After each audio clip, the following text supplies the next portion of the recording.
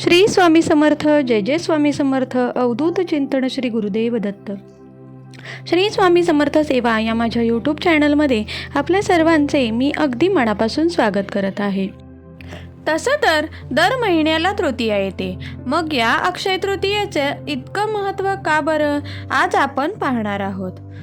अक्षय या शब्दाचा अर्थ आहे ज्याचा क्षय होत नाही, जे संपत नाही, जे कधीही नष्ट होत नाही असे. वैशाख शुद्ध तृतीयेला अक्षय तृतीया असेही म्हणतात. या तिथीला 3.5 मुहूर्तांपैकी एक शुभ मुहूर्त मानला जातो. या तिथीला नरनारायण, परशुराम, हयग्रीव, महात्मा बसवेश्वर यांचा जन्म झाला आहे, म्हणून या दिवशी त्यांचा जन्मोत्सव साजरा करतात. तसेच या दिवसापासूनच त्रेतायुगाचा प्रारंभ झाला आहे.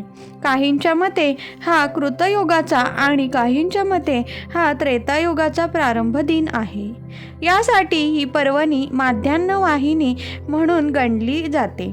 परंतु परशुरामांचा अवतार हा प्रदोषकाळी झालेला होता, म्हणून जर द्वितीयेच्या दिवशी माध्यान्हपूर्व तृतीया लागत असेल तर त्याच दिवशी अक्षय तृतीया साजरी केली जाते.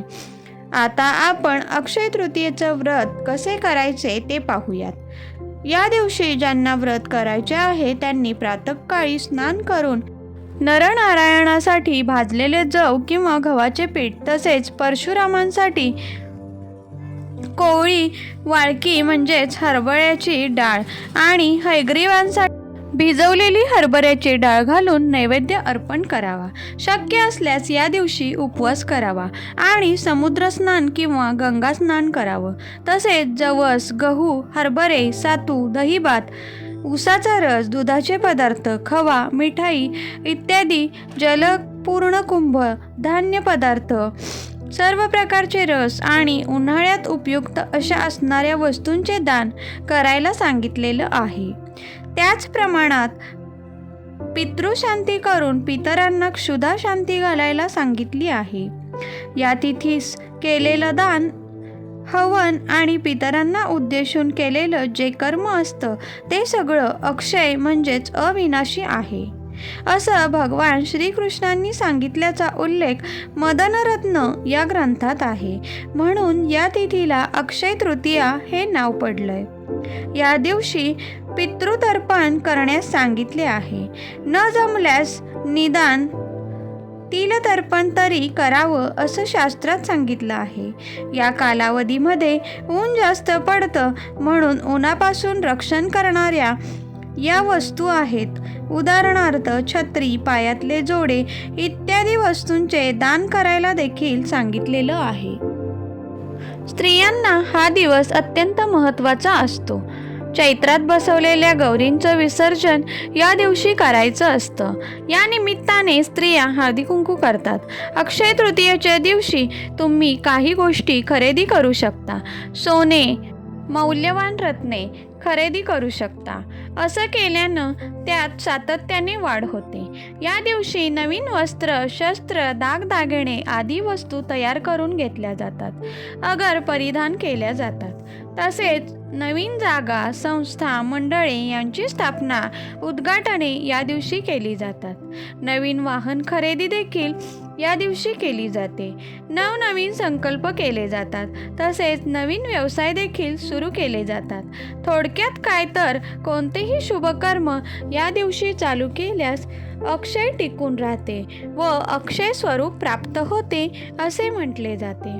अर्थात चांगल्या गोष्टी केल्या तर त्या अक्षय जशा होतात, तसेच दानधर्म जर केला पितरांना उद्देशून तर ते देखील अक्षय किंवा अविनाशी ठरते. या दिवशी केलेल्या दानाला खूपच महत्त्व आहे.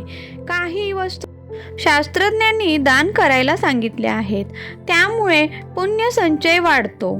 जसं की मातीचा माठ, रांजण ज्याच्यामध्ये पाणी भरून कोणत्याही गोरगरिबांना किंवा योग्य व्यक्तीला दान करावा.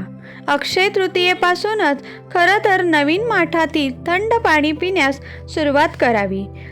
त्यामुळे आपलं आरोग्य उत्तम राहते असं आरोग्यशास्त्राचं म्हणणं आहे.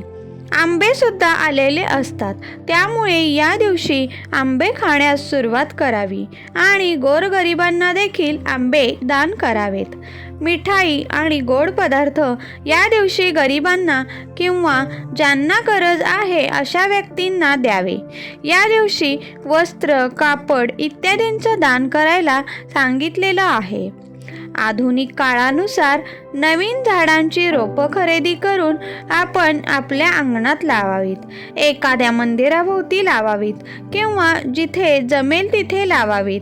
तसेच आपण रोपांचं देखील दान करावं आणि पुढे कायम त्यांची निगा ठेवावी. सर्वात महत्त्वाचे म्हणजे आपण आपल्या आवडीच्या देवतेचं नामस्मरण किंवा मंत्रपठण करावे. या दिवशी केलेल्या मंत्रपठणाचे किंवा नामस्मरणाचे पुण्य हे अखंड टिकून राहते. मग चला तर या दिवशी आपण मंत्रपठणास किंवा नामस्मरणास सुरुवात करूया. श्रीराम जय राम जय जय राम या मंत्राचा जाप हा अखंड करावा. अक्षय फळ देतो.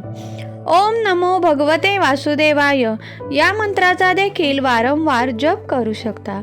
देवीचा मंत्र म्हणालात तर सर्व मंगल मंगल्ये शिवे सर्वार्थ साधिके शरण्ये त्र्यंबके गौरी नारायणी नमोस्तुते या मंत्राचे सुद्धा तुम्ही पठण करू शकता. सद्गुरूंच्या प्राप्तीकरिता श्री साईनाथाय नमः या मंत्राचा जप किंवा माता लक्ष्मीच्या प्राप्तीकरिता ओम श्रीम नमः हा जप आपण करणे गरजेचे आहे. सगळ्यात महत्त्वाचे म्हणजे या दिवशी कर्ज वगैरे काढू नका, कारण ही काढलेली कर्ज देखील अक्षय टिकून राहतात. शिव्याशाप देणं, कटकटी करणं ह्या सगळ्या गोष्टी या दिवशी टाळा, नाहीतर त्याही तुमच्या जीवनामध्ये अक्षय निर्माण होतील. तुमच्या जीवनामध्ये अक्षय आनंद, सुख, समृद्धी नांदो ही मी स्वामी समर्थांच्या चरणी प्रार्थना करते. नक्कीच हा व्हिडिओ तुम्हाला मार्गदर्शक ठरेल अशी मी आशा व्यक्त करते आणि आणखीन कोणत्या विषयांवरचे व्हिडिओ पाहायला तुम्हाला आवडतील ते मला कमेंट करून नक्की सांगा. अशाच प्रकारच्या माहितीपूर्ण व्हिडिओसाठी श्री स्वामी समर्थ सेवा या चॅनलला सबस्क्राईब नक्की करा आणि बेल आयकॉनही प्रेस करा, जेणेकरून माझ्या व्हिडिओचे सगळ्यात अगोदर नोटिफिकेशन तुम्हाला मिळेल. माझ्या व्हिडिओला जास्तीत जास्त लाईक करा, जास्तीत जास्त लोकांपर्यंत हा व्हिडिओ शेअर करा. श्री स्वामी समर्थ. जय जय स्वामी समर्थ. अवधूत चिंतन श्री गुरुदेव दत्त. धन्यवाद.